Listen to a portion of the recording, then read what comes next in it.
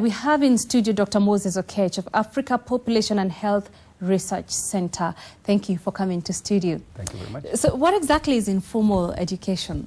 Well, you know, mostly education as we know it is often provided in structured environments where the government builds a school, you have a head teacher, you have a government curriculum and etc. under government control.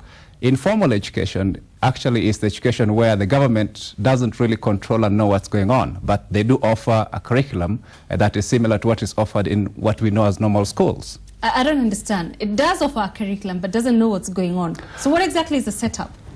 Simply put, these are schools which are not formally registered by the government as schools, but they do offer education. They'll often be found in very interesting environments, particularly in urban context.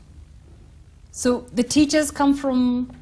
The teachers are not government teachers. They are, you might call them entrepreneurial ventures. They can also be community owned. Sometimes they're owned by NGOs. But I think the bottom line in terms of the definition is that these are schools that to some degree offer a sort of a formal curriculum that is offered in this country, but their registration, supervision, inspection is not in the purview of the Ministry of Education. Do they sit the national exams? Yes, they do. They do have centers whereby they transfer the children who are approaching the national exam level to sit for exams.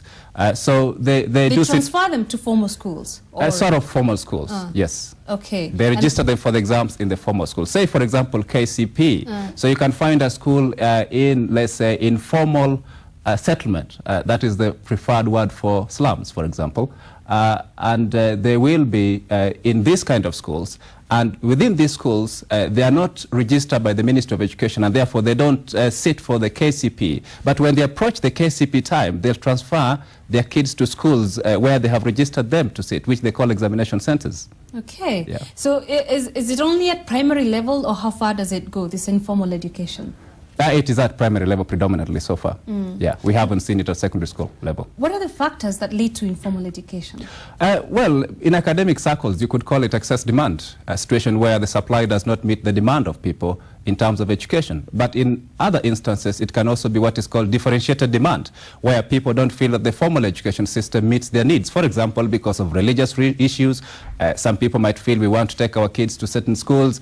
Because of certain concerns in state schools, they might withdraw their children from state schools and take them to community schools. So it's basically one excess demand and another is differentiated in terms of the needs of the particular parents.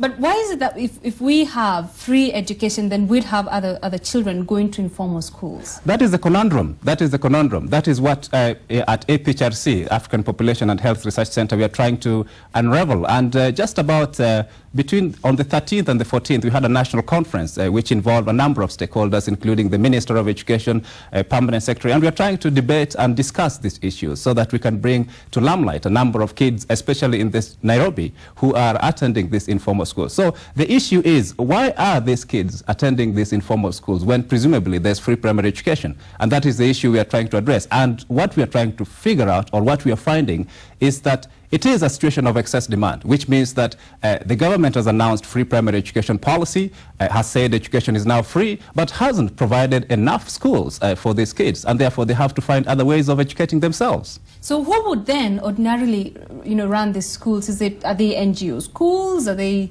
by religious institutions, or who runs this informal schools? Nearly all that you've said. They are community owned, they are individual entrepreneurs, people who see the opportunity and therefore decide to supply schools. We have NGOs, especially local as well as international, who come in to provide these services where the government provision has been inadequate or insufficient. So yes, there is individual people, we have communities as well as NGOs, both local and sometimes support from international NGOs. And in a system where we have free education, if a child is attending informal school, then does the parent need to pay anything? They do pay, of course, because they have to have running costs, and therefore, because they have running costs, they pay. Let me put it simple. These informal private schools, as we try to call them, are just like if you are sending your child to a great private school, let's say Makini Primary School, for example, you will be paying a lot more money.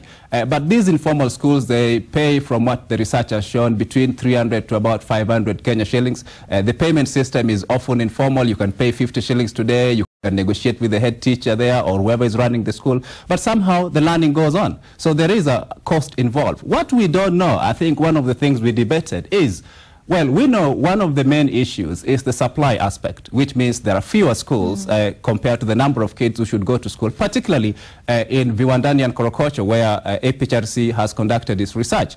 And the other thing I think we have debated is it the case that some of these state schools, because in these environments, actually, the government school could only be one school serving millions or hundreds of thousands of kids, or thousands of kids, we would say. And is it the case that it is even more expensive for them to go to state schools? There could be reasons why it's perhaps cheaper. Maybe paying 300 shillings or 500 shillings in an informal school is cheaper than going to a state school because of certain hidden costs, which we haven't really looked into in detail, but we think that could be a possibility. So when you say then that these kids who go to informal schools do sit national exams in other schools, when they proceed to secondary schools, how competitively do they handle secondary education? That's a good question. I think it's the research issue we need to address. I think one of the things is that we have found, I think from our research, that the kids who attend these informal schools and who eventually sit for KCP do perform quite okay. It means that there is some learning that takes place in these informal structures. Whether they are as competitive in secondary school, I don't think we can say with a lot of confidence without having done research. And that is what we are trying to do. We are trying to inform policy based on research. So we are not saying this is what we think. And that is why we try to engage the government as much as possible so that policy is evidence-based.